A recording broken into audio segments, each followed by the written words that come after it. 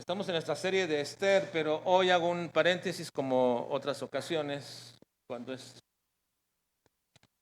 días como estos, ¿verdad? Para poder reflexionar un poco, para poder alentarnos, exhortarnos, tanto a los hijos, los padres, la madre. Entonces hago un paréntesis en nuestra enseñanza de esta semana, de este domingo, del libro de Esther. Y vamos a adentrarnos, hermanos, en esta mañana a entender cuál es la mayor posesión de un hombre en la tierra. ¿Cuál es la mayor posesión de un hombre en la tierra? En Job capítulo 2, vamos a estar en esta mañana, en Job capítulo 2. Cuando uno habla de posesiones, hermanos, hay cosas que a algunos hombres les gusta presumir. Algunos presumen su auto, su casa, su afición a un deporte o su afición a un equipo, etcétera. Todas esas cosas catalogan a esos hombres como muy superficiales. El hombre que presume de estas cosas, que ese pareciera para ellos una posesión muy invaluable y que lo manifiesta por todas partes, pueden catalogar a estos hombres como superficiales. Pero hay otras cosas que desde una perspectiva más humanista, es decir, de esa perspectiva que pone al ser humano como el centro y que prepondera su capacidad, su libertad y su dignidad, hay ciertas cosas que en general le gusta resaltar y gloriarse, y lo hace como una necesidad y como una expresión en búsqueda de reconocimiento, de identidad y también de trascendencia. Algunas de estas cosas son las que se siente orgulloso y considera como sus mejores posesiones. Me refiero al hombre humanista. El hombre humanista, el hombre con esa dirección humanista, con esa distinción en su corazón y con esa que se siente proclive a querer entender y resaltar su propio orgullo, se siente muy orgulloso de su conocimiento. El hombre tiende a presumir de lo que sabe, de sus estudios, de sus títulos, de sus habilidades, de su intelectualidad, incluso de su sabiduría de la vida. Esa jactancia refleja su deseo de sentirse superior o mejor que los demás. Pero Dios dice a este respecto, en Jeremías 9, 23 y 24, dice: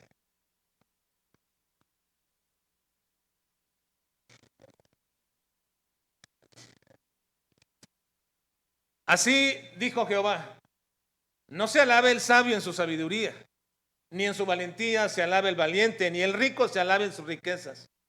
Mas alábese en esto el que se hubiese de alabar, en entenderme y conocerme que yo soy Jehová, que hago misericordia, juicio y justicia en la tierra, porque estas cosas quiero, dice Jehová. El hombre humanista, el hombre con esa proclividad a querer ser el centro de todo, también se jacta como mayor posesión el poder y la posición que tiene. Esto es presumir del cargo que ocupa en su trabajo, la autoridad que tiene dentro de él, el dominio sobre otros o la influencia política o social que pudiera tener. Esa es una forma de tratar de afirmar su valor personal. Pero Dios dice en Salmo 75, 6 y 7.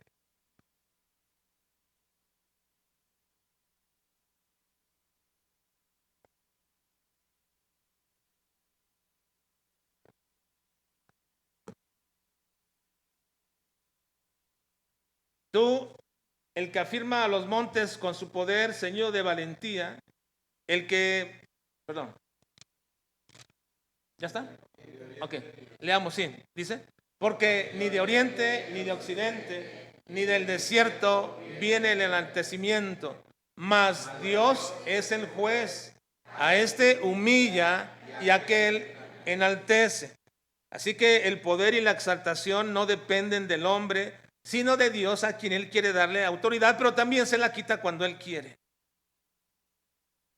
El hombre que quiere ser el centro de este mundo y recibir alabanza, también se jacta de sus riquezas y de sus posesiones materiales. Quiere mostrar lo que se tiene: dinero, bienes, propiedades, ropa de marca, viajes, etcétera. Es una forma muy típica de orgullo, como un símbolo del éxito personal. Pero Dios dice en Proverbios 11:28.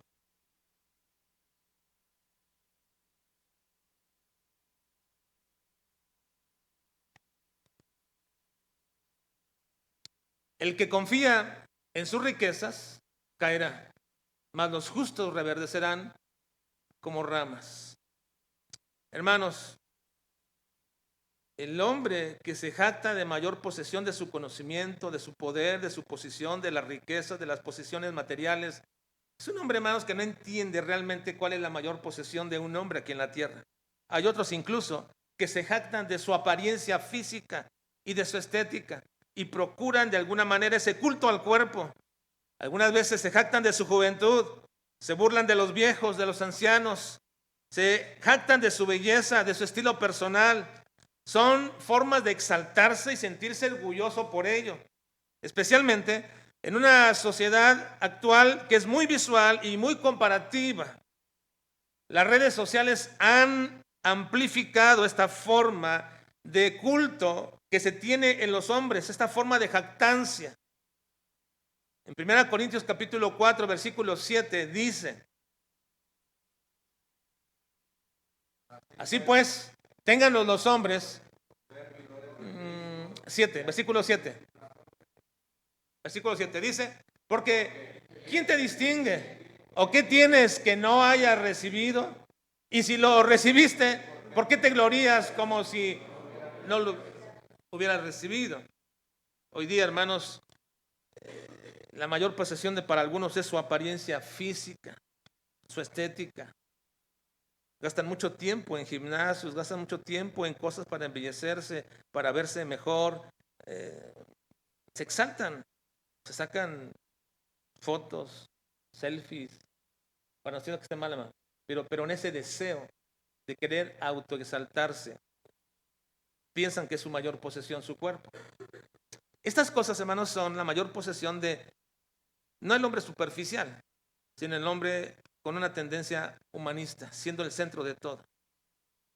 Pero ahora, hermanos, tenemos al varón cristiano que lidia con estas cosas de la vida, pero cuyo corazón y pensamiento ya ha sido cambiado y también su visión ha sido cambiada, y así esperamos que sea. Es cierto que luchamos con estas cosas, pero nuestra vida ya ha sido transformada, ha sido cambiada, y aun cuando luchemos en ella sabemos que tenemos una nueva dirección, una nueva visión. Así es nuestra nueva visión de la vida. No radica en cosas que nosotros aparentemente nos hemos forjado y que hemos supuestamente obtenido como producto de nuestro esfuerzo propio. El varón cristiano no debe ni puede ser superficial, tampoco puede ser el centro de la vida o de este mundo. Debe desarraigar esas posturas humanistas y comenzar a forjar una visión teológica de su vida. Ser varón de Dios es tener la idea de lo que Dios quiere que tú seas como varón, no lo que esta sociedad te demanda, no lo que este tiempo te quiere de ti como varón. Ser un varón de Dios es tener la visión de lo que Dios quiere de ti como varón. Porque de esta manera, cuando somos varones de Dios, cuando tenemos una visión teológica correcta de la vida, de esta manera cumplimos dos propósitos especiales en la vida de todo varón, no solamente de un padre, sino de todo varón, del varón que comienza desde bebé hasta el varón que llegará a la ancianidad, de todo varón que aquel se casará como el que quedará también soltero, aquel que tendrá hijos o no los tendrá. La visión que Dios tiene de todo varón cumple dos propósitos. Primero, como varón debe aprender a glorificar a Dios con su vida y ser ejemplo a seguir de sus hijos. Todo varón creyente debe caminar en la perspectiva de que su vida debe glorificar a Dios y ser el ejemplo a seguir de sus hijos. Dios dijo así de Abraham en Génesis 18:19, respecto a él dijo: porque yo sé que mandará a sus hijos y a su casa después de sí, que guarden el camino de Jehová, haciendo justicia y juicio, para que haga venir Jehová sobre Abraham lo que ha hablado acerca de él. Yo sé, dice Dios, que mandará a sus hijos y a su casa. Lo conozco, sé que es un nombre que hará lo que yo deseo. Así que, hermanos, el mejor y mayor legado que un varón puede darle a sus hijos es su ejemplo en cuanto a comunión, amor y obediencia a Dios. porque así entonces nuestras generaciones postreras tendrán al mismo Dios que nosotros tenemos. Y Dios es engrandecido, es enaltecido de tal manera que Él dice que aquellos que como los antiguos mantenían su visión en el Señor como el eje rector de sus vidas por las cuales andaban toda su vida, que dice Dios, de esta manera también Dios se complace de tales varones, de tales hombres. En Hebreos 11:16 dice, pero anhelaban una mejor. Esto es celestial, está hablando de aquellos hombres. Esto es celestial. Por lo cual Dios no se avergüenza de llamarse Dios de ellos. Miren qué palabras, hermanos. Por lo cual Dios no se avergüenza de llamarse Dios de ellos, porque les ha preparado una ciudad. Me interesa esta parte, hermanos. Dios no se avergüenza de llamarse tu Dios. Del varón cristiano que enaltece a Dios, que rige su vida a través de lo que Dios demanda, Dios no se avergüenza de llamarse tu Dios. Así que la mejor forma de glorificar a Dios y la mejor forma de ser ejemplo a nuestros hijos es tener, hermanos, una vida de integridad. La vida de integridad es la mejor forma de que yo pueda glorificar a Dios y es la mejor forma de que yo sea ejemplo para mis hijos, para que ellos prosigan en ese mismo camino. La integridad, hermanos, la vida de integridad es un elemento imprescindible para nuestra siguiente generación. Lamentablemente tengo que decir, hermanos, que si nosotros estamos enfrentando luchas en este tiempo, donde hay una relatividad de todas las cosas, donde todo es relativo según a cada quien le parezca, donde cada quien quiera lo que quiera hacer y nadie deberá meterse con ellos ni su percepción y cada quien puede decidir lo que quiere y cada quien puede hacer lo que quiera en este tiempo tan relativo para cada uno, hermanos. Si estamos enfrentando esto, déjenme decirles que nuestros hijos enfrentarán algo todavía peor, mucho peor. Así que la mejor forma de guiar a nuestros hijos en su generación como hombres y mujeres que deben glorificar a Dios, será que nosotros varones hoy actualmente vivamos una vida de integridad. Si nuestros hijos han de ser una generación que busca glorificar a Dios en sus vidas, ha de ser porque nuestras vidas y las de ellos son íntegras. Y la manera más efectiva de enseñar a nuestros hijos la integridad es precisamente con la enseñanza, por supuesto, la enseñanza y en segundo lugar con el ejemplo. Miren, hermanos, no es cierto que solamente basta con el ejemplo. No es cierto. Necesitas enseñarles. No es solamente el ejemplo. Necesitamos enseñar, tomar la escritura, sentarnos con ellos, corregirles en su vida, decirles que tales decisiones o acciones, que tales pensamientos, que tales formas de actuar, que tales actitudes no son correctas, que no agradan a Dios y que su palabra dice esto. Yo debo tomar la escritura. No solamente puedo regañarles moralmente o enojarme con ellos, debo tomar la escritura, sentarme con ellos y decirles esto es lo que Dios demanda, lo que Dios pide. Y en segundo lugar, inherente a esto, es mi ejemplo.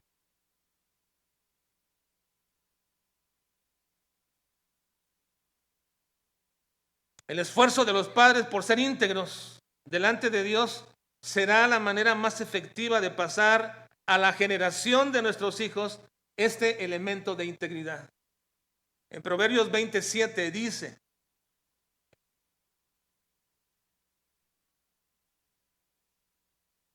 camina en su integridad el justo. Sus hijos son dichosos después de él. Lean conmigo, hermanos, por favor. Dice: camina.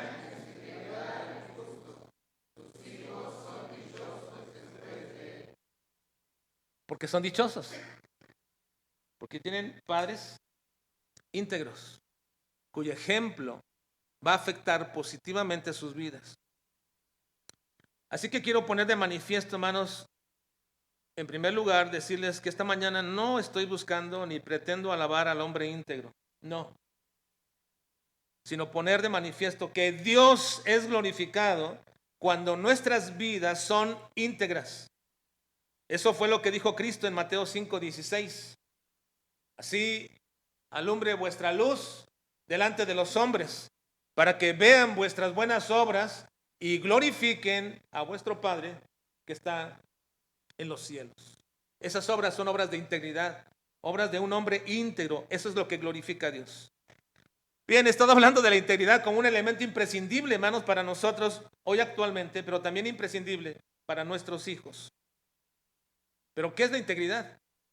¿Qué es la integridad?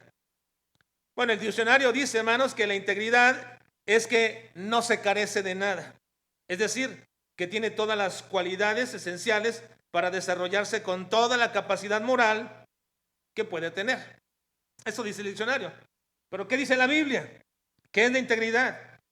La Biblia dice lo siguiente respecto a la integridad, que integridad es ser genuino y sin doblez, es decir, no ser de dos caras, sin doblez de corazón. Josué 24:14 dice, ahora pues, temed a Jehová y servidle con integridad y en verdad, y quitad entre vosotros los dioses a los cuales sirvieron vuestros padres al otro lado del río y en Egipto, y servid a Jehová. Ahora está mandando Josué esto porque todavía había en el pueblo gente que guardaba a sus dioses. Sí, iban allá al tabernáculo, sí, estaban ahí glorificando a Dios, entregando sus sacrificios, pero todavía tenían guardados esos ídolos.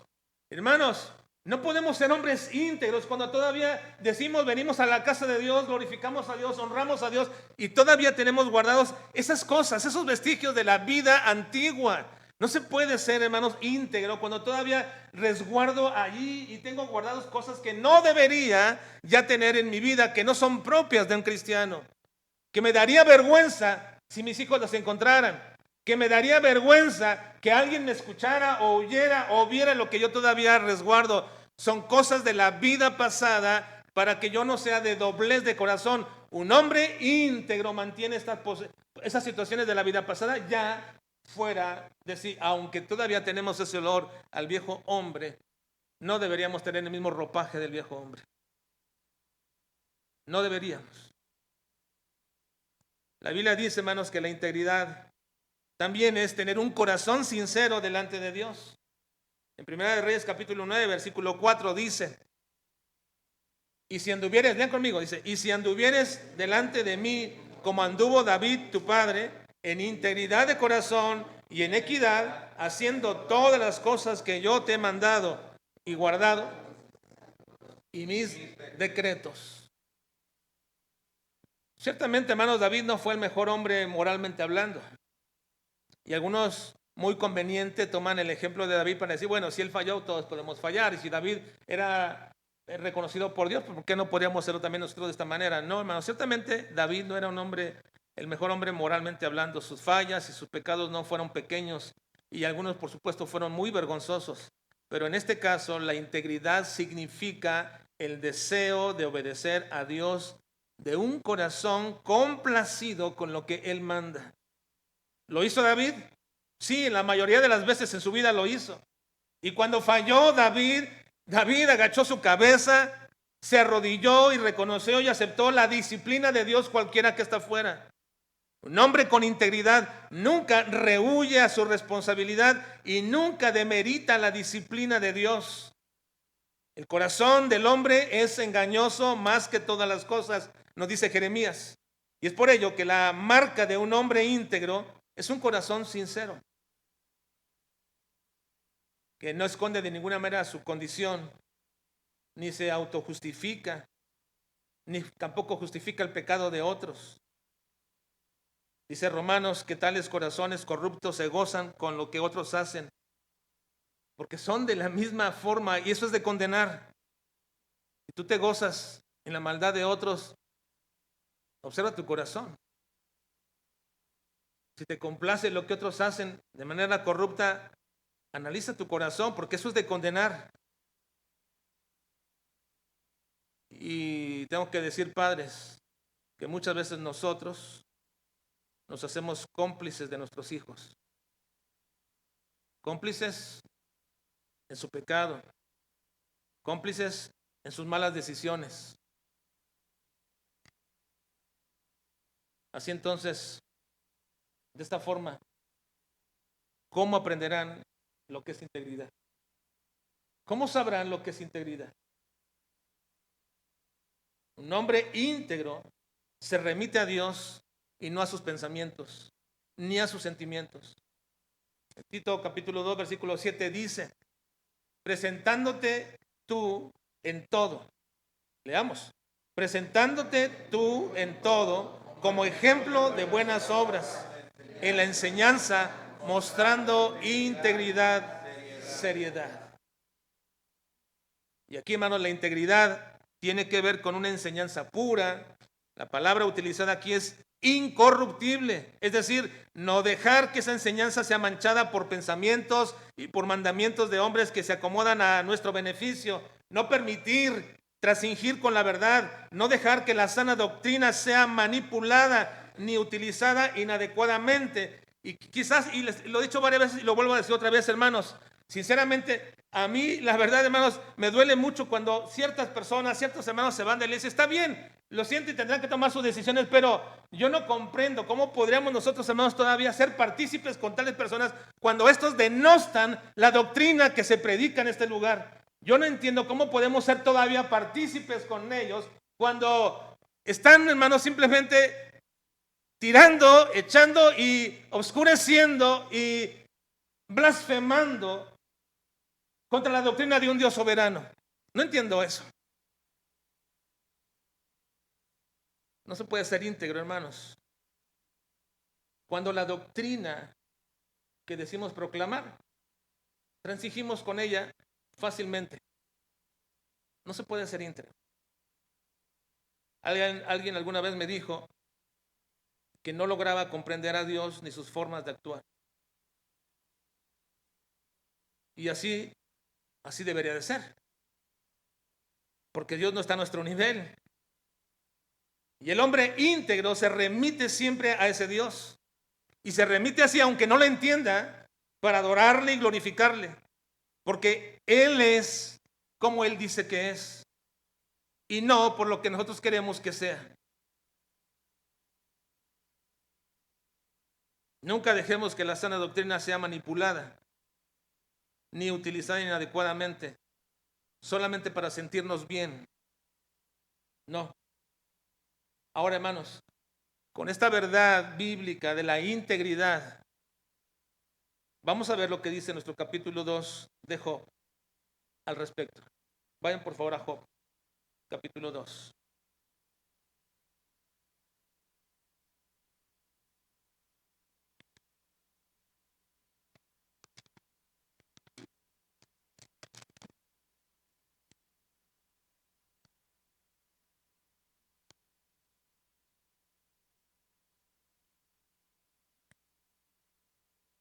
¿Qué dice respecto a esto? Bueno, dos cosas veremos en esta mañana solamente.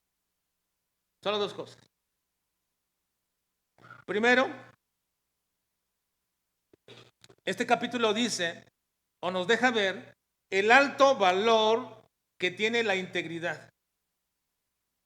El alto valor de la integridad. Vean el versículo 3, por favor. 3, dice: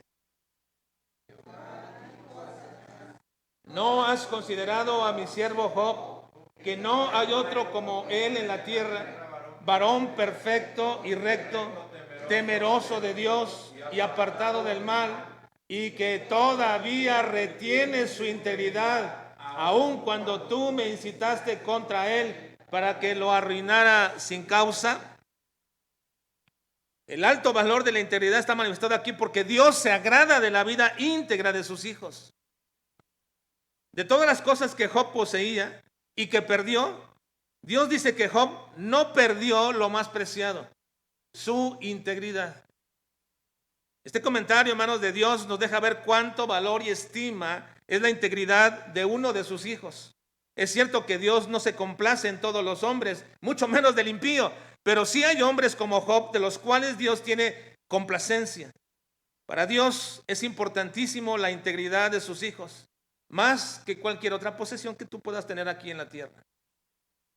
El comentario de que el diablo incitó a Dios para arruinarlo no significa de ninguna forma de que Dios pueda ser coaccionado o que fuera movido por el diablo. Solamente está descubriendo al diablo mismo en sus intenciones. Está diciendo las intenciones mismas del diablo. Porque recuerden, hermanos, que Él es lo que hace que todos los hijos de Dios sean continuamente puestos delante de Dios de una manera inadecuada e incorrecta. El diablo mismo hace todo esto. Lo que hizo con Job, también lo hace con todos los hijos de Dios. Simplemente está diciendo, tus intenciones fueran que yo arruinara a Job sin causa. Y lo está descubriendo. Miren, Apocalipsis capítulo 12, versículo 10 dice que también eso es lo que hace el diablo siempre, continuamente, con todos nosotros delante de Dios. Entonces oí una gran voz en el cielo que decía, ahora ha venido la salvación, el poder y el reino de nuestro Dios y la autoridad de su Cristo, porque ha sido lanzado fuera el acusador de nuestros hermanos, el que los acusaba delante de nuestro Dios día y noche. Así que lo que dice aquí respecto de que el diablo incitó a Dios para arruinar a Job sin causa, simplemente está manifestando la obra que el diablo hace continuamente, no que Dios hubiera accedido al deseo del diablo de ninguna manera. Esto es lo que el diablo hace continuamente, va delante de Dios diciendo, ¿ves? ¿Ves? ¿Puedes ver a ese muchacho que dirige, que canta, que toca algún instrumento? Mira cómo se comporta acá. Es el acusador de los hermanos. ¿Puedes ver a esa hermana que abunda en palabras bonitas, de gozo, religiosas, bíblicas? ¿Cómo se porta acá? ¿Puedes ver a ese varón que aquí es esforzado, que aquí está siempre cumpliendo, haciendo, pero en su casa, en su trabajo? Es el acusador de los hermanos. Ahora, déjenme decirles algo, hermanos. No nos acusa de balde. ¿O sí? No nos acusa de balde. Es decir, no viene a contarle una mentira a Dios. No. Evidentemente, hermanos, tenemos fallas. Evidentemente tenemos pecados y debilidades. Y el diablo inmediatamente va y nos acusa delante de Dios. Pero qué gozo, hermanos, que dice el Señor, sí, es cierto, Él falla, Él es así, pero es mi hijo. Y por eso dice Romanos, hermanos, ¿quién acusará a los escogidos de Dios? Dios es el que justifica. Así que ciertamente, hermanos, hay un alto valor de la integridad y Dios se goza con los hombres y mujeres íntegros. Dios lo reconoce. De todas las cosas que perdió Job, él aún retiene su integridad. Y usa la palabra retener, es decir, no se ha permitido perderlo. No ha dejado que se lo roben. No ha dado ninguna oportunidad de que alguien le robe su integridad. Dios tiene en alto valor la integridad. Pero también vean esto, el mismo Satanás también reconoce que la integridad de un hombre es de mucha valía. Vean versículos 4 y 5. 4 y 5. Leamos, dice. Dijo piel por piel, todo lo que el hombre tiene dará por su vida. Pero extiende ahora tu mano y toca su hueso y su carne, y verás si no blasfema contra ti en tu misma presencia. Obviamente el diablo mismo reconocía que Job se mantenía íntegro. Reconoce de mucha valía la integridad de un hombre, pero él dice, todo lo que el hombre tiene dará por su vida. ¿Qué era todo lo que tenía Job, hermanos? Está hablando de Job. Y dice, todo lo perdió y solamente retiene su integridad, dice Dios. Y él luego dice, bueno, todo lo que el hombre tiene, su integridad, lo dará por su vida. Así que también Satanás mismo establece y reconoce que la integridad de Job es muy importante. Lo que le quedaba a Job simplemente era nada más, después de perder sus posesiones y sus hijos, su integridad. Satanás sugiere que si le pone a Job en una disyuntiva de perder la vida o de perder su integridad, Satanás sugiere diciéndole, cualquier hombre va a salvar su vida a costa incluso de su integridad. Eso te nos pone a pensar también a nosotros, hermanos. Estamos en la disyuntiva en algún momento de perder la vida o la integridad. ¿Qué salvarías tú?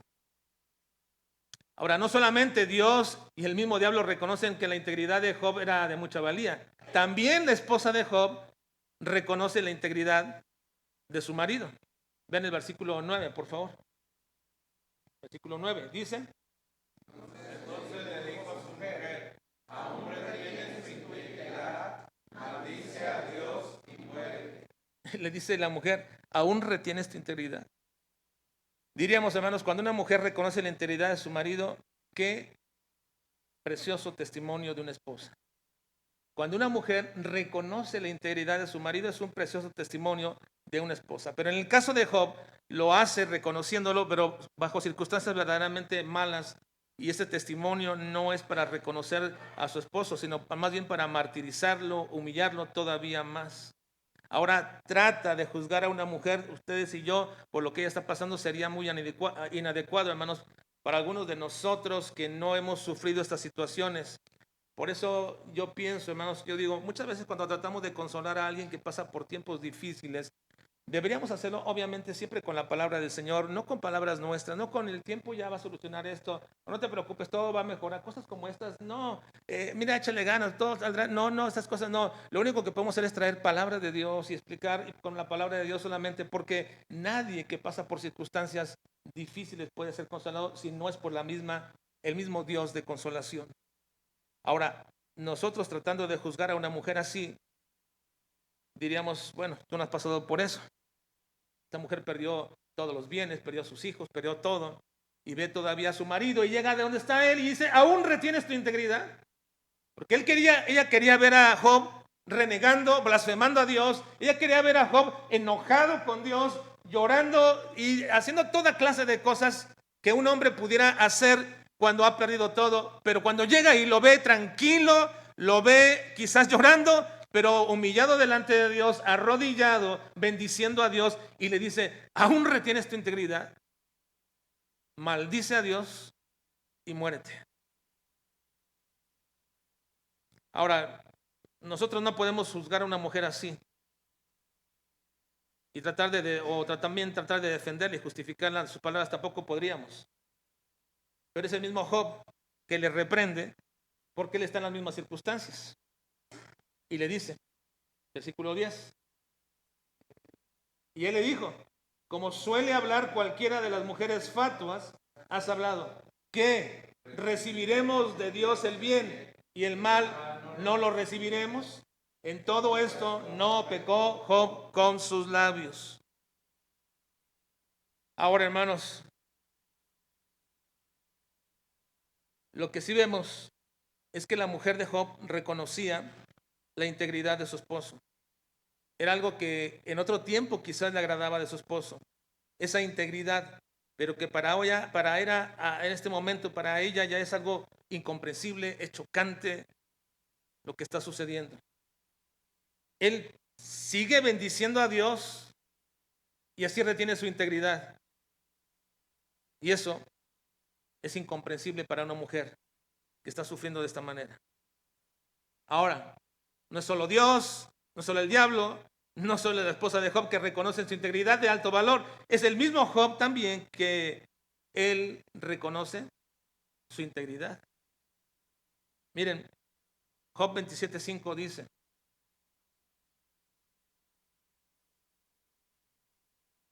leamos.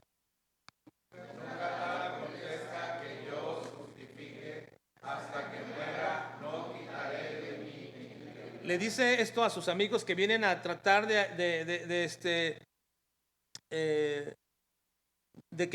convencerlo de que lo que le pasa a él es porque él pecó y porque él tenía escondido algún pecado y porque él ha sido un cínico porque ha sabido esconder todo eso y lo que le sucede es por causa de su pecado. Y Job se defiende y llega un momento y dice, bueno, nunca tal acontezca. Dice otra versión, que yo les dé la razón a ustedes.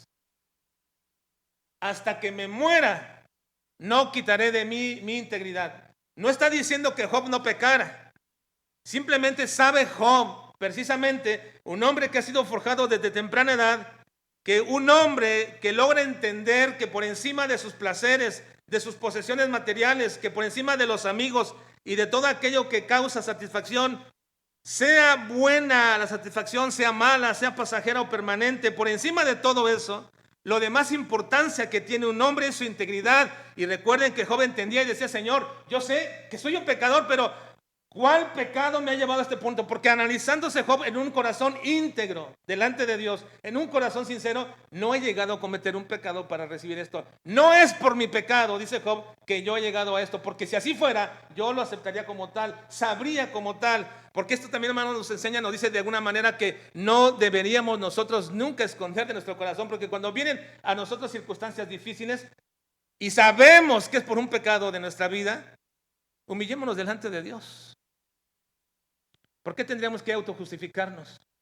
¿Por qué tendríamos que tratar de tapar nuestro pecado y hacerlo más profundo? Porque el hombre, hermanos, que peca y que esconde su rebelión, pronto va a ser quebrantado.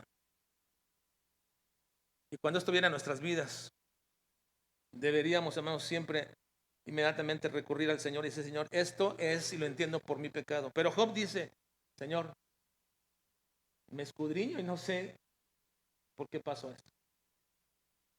Y le dice a estos hombres, no, yo no puedo darle la razón. Y hasta que me muera, no quito de mí mi integridad. Sé que he servido a Dios, sé que he orado a Dios, sé que he glorificado a Dios, sé que he tratado de llevar todo como el Señor manda y puedo pecar. Pero ¿cuál pecado me ha traído todo esto? Job no lo sabía, no lo sabía. Así que Job está diciendo que todo, de más importancia en su vida, de todo lo que ha tenido es su integridad. No la voy a perder. Y no creo que sea una jactancia, ni vanagloria, ni presunción de su parte. Creo que le está dando el mismo valor que Dios también le da a la integridad. Así que esta es la primera cosa que vemos en esta historia de Job, hermanos. El alto valor que tiene la integridad. Para Dios, para el diablo, para nuestro cónyuge, para nosotros mismos.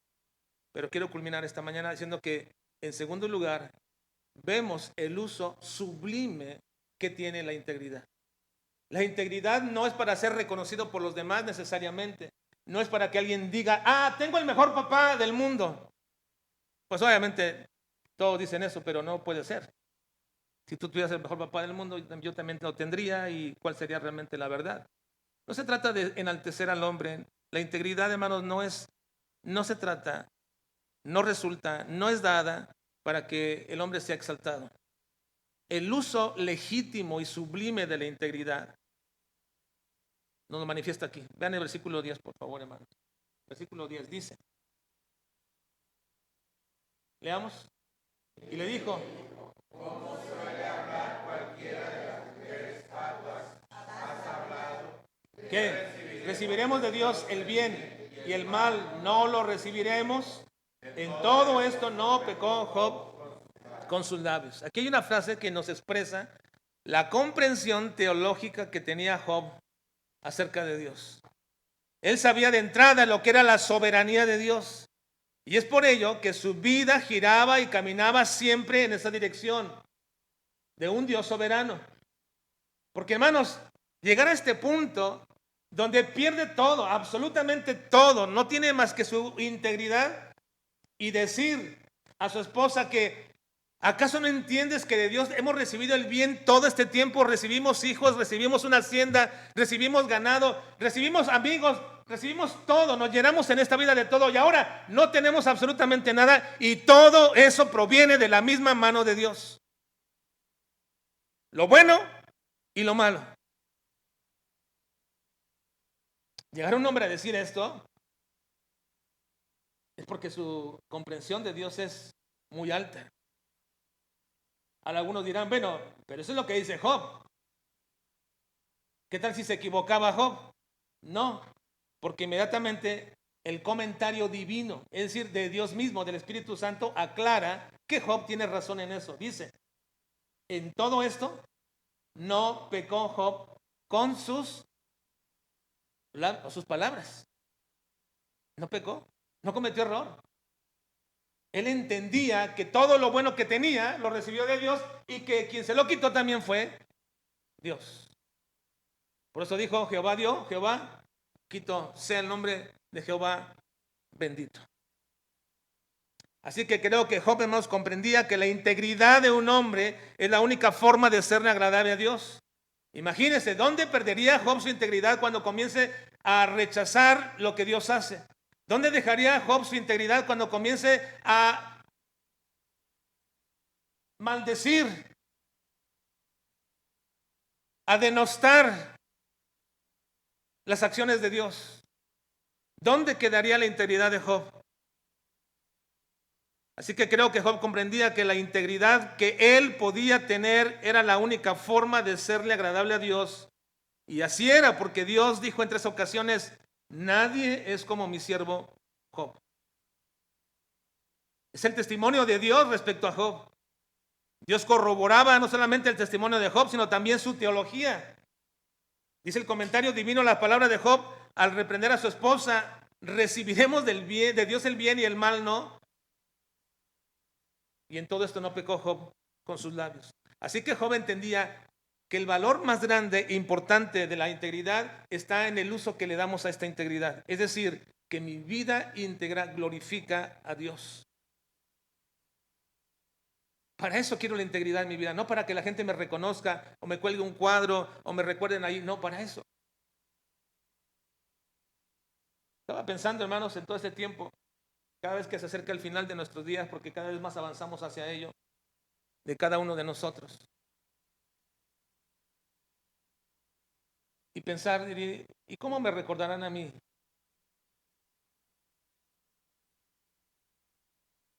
Y yo no quiero, sinceramente, en el Señor decir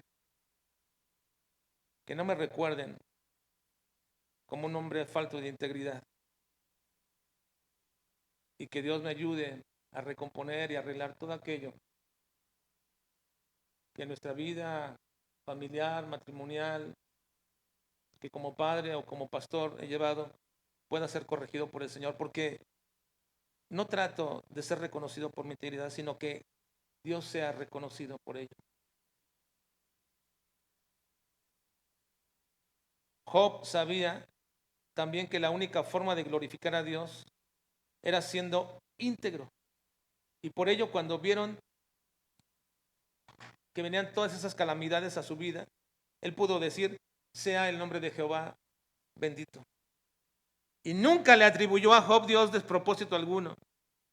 Ni cuando perdió sus bienes materiales, ni cuando perdió a sus hijos, y cuando estuvo sin salud, nunca dejó ni le atribuyó a Dios un despropósito en lo que él hacía. Solamente reconocía que Dios tenía todo el derecho de hacer con él como él quisiera, reconociendo así su majestad, reconocía así su supremacía, reconocía su soberanía. Pero ¿cómo es posible, hermanos? ¿Cómo es posible que un hombre pueda reconocer en tiempos de aflicción, en tiempos de enfermedad, en tiempos de carencia, en tiempos de pérdida? ¿Cómo es posible que un hombre pueda reconocer a Dios en su majestad y alabarle? Bueno, eso solamente es posible cuando somos o logramos ser íntegros. Porque la integridad de un hombre no proviene de sí mismo.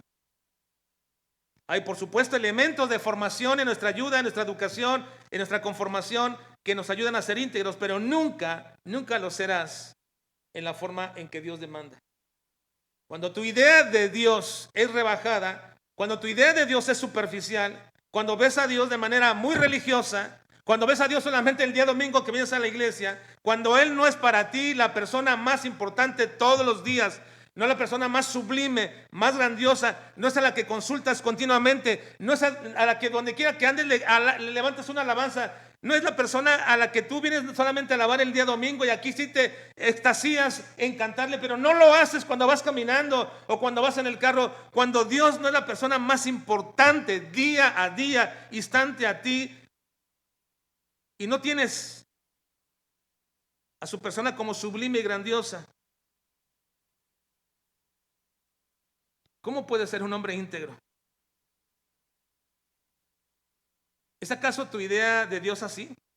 ¿Superficial, vana, religiosa, dominguera? ¿Esa es tu idea de Dios? Y hasta puedo decir todavía ni dominguera, porque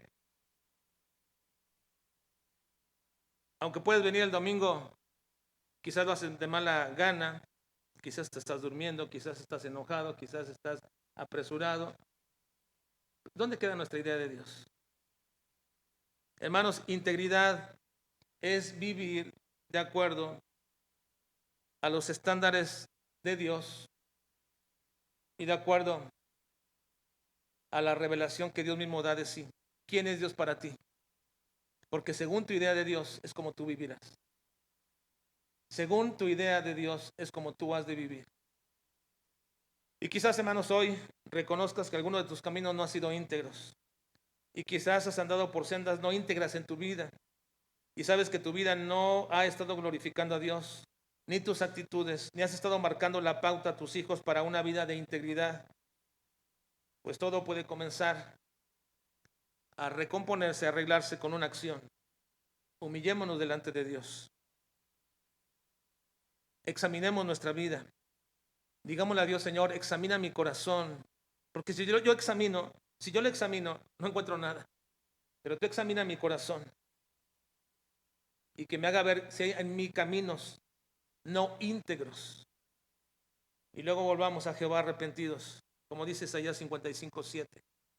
Deje el impío su camino y el hombre inicuo sus pensamientos. Y vuélvase a Jehová, el cual tendrá de él misericordia, y al Dios nuestro, el cual será amplio en perdonar. Que Dios nos ayude a ser íntegros, hermanos, en nuestras vidas. Vamos a orar.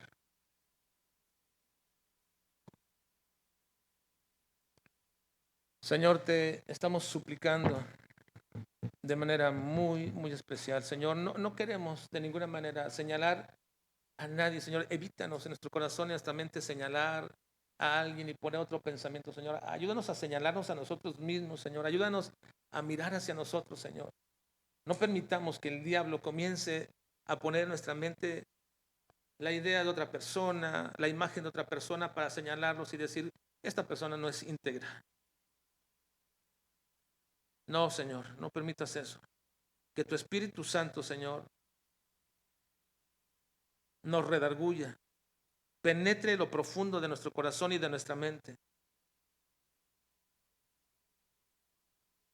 y nos haga saber qué caminos no son íntegros delante de ti, de nuestra vida. Ayúdanos, Dios. Venimos delante de ti arrepentidos, reconociendo, Señor, que no somos las personas que tú quieres que seamos. Perdónanos, Dios. Examina nuestro corazón y ayúdanos a caminar en integridad. Te alabo, Dios, y te bendigo, porque sé que tú haces una obra y harás una obra especial en cada uno de nosotros. Guarda nuestros corazones, nuestras mentes, nuestras vidas, para vivir siempre en integridad, como tú demandas. En Cristo Jesús lo pedimos. Amén.